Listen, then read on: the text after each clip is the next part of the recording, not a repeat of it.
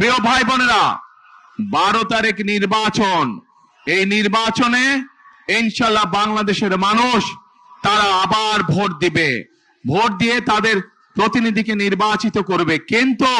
কিন্তু শুধু ভোট দিলে চলবে না, আমাদেরকে এই নির্বাচনটাকে দেশ গঠনের নির্বাচন হিসেবে চিন্তা করতে হবে। দেশকে আমাদের গড়ে তুলতে হবে। কেন? কারণ এই দেশ যদি আমরা গড়ে তুলতে না পারি তাহলে আমরা কোথায় যাব? আমাদের যাবার জায়গা আছে কোনো? আমাদের প্রথম ঠিকানা বাংলাদেশ, শেষ ঠিকানা বাংলাদেশ। এখন প্রিয় ভাই বোনেরা, এই এলাকার মানুষের কর্মসংস্থান দরকার। এই এলাকায় যে ইপিজেড আছে, আমরা এই ইপিজেডটাকে আরো বড় করতে চাই, আরো কলকারখানা এখানে তৈরি করতে চাই, যাতে এই এলাকার মানুষের কর্মসংস্থানের ব্যবস্থা হয়।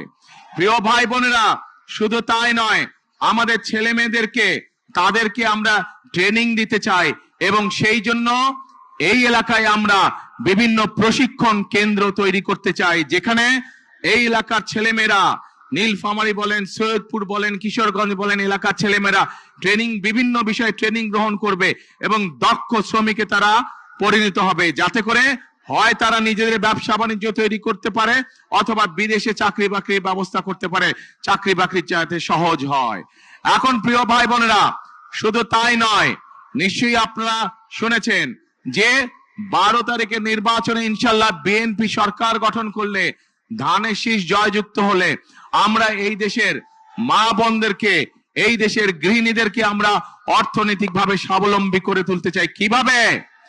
আমরা প্রত্যেকটি নারীর কাছে, যেই ধর্মেরই হোক না, সকল ধর্মের, সে যদি বাংলাদেশের একজন মা হয়ে থাকে, সে যদি বাংলাদেশের একজন গৃহিণী হয়ে থাকে, আমরা তার কাছে ফ্যামিলি কার্ড পৌঁছে দিতে চাই। যেই ফ্যামিলি কার্ডের মাধ্যমে প্রত্যেকটি খেটে খাওয়া প্রত্যেকটি পরিবারের মা প্রতি মাসে সরকারের পক্ষ থেকে একটি সহযোগিতা পাবে। প্রিয় ভাই বোনেরা, আমরা কৃষকদের জন্য পরিকল্পনা গ্রহণ করেছি। এই এলাকাটা হচ্ছে কৃষি প্রধান একটি এলাকা।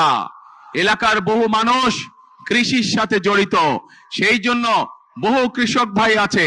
এই কৃষকরা যদি ভালো থাকে, বাংলাদেশের মানুষ ভালো থাকবে, এবং কৃষকরা যাতে ভালো থাকে, তারা যাতে সহজে কৃষিজাত দ্রব্য, বীজ, সার, কীটনাশক ওষুধ তার প্রয়োজন মতন পেতে পারে, সেই জন্য আমরা কৃষক ভাইদেরকে কৃষি কার্ড পৌঁছে দিতে চাই, যার মাধ্যমে সে সহজেই কৃষি ঋণ পেতে পারবে, যার মাধ্যমে সে সহজেই তার প্রয়োজনে কীটনাশক ওষুধ, বীজ, সার সবকিছু পাবে।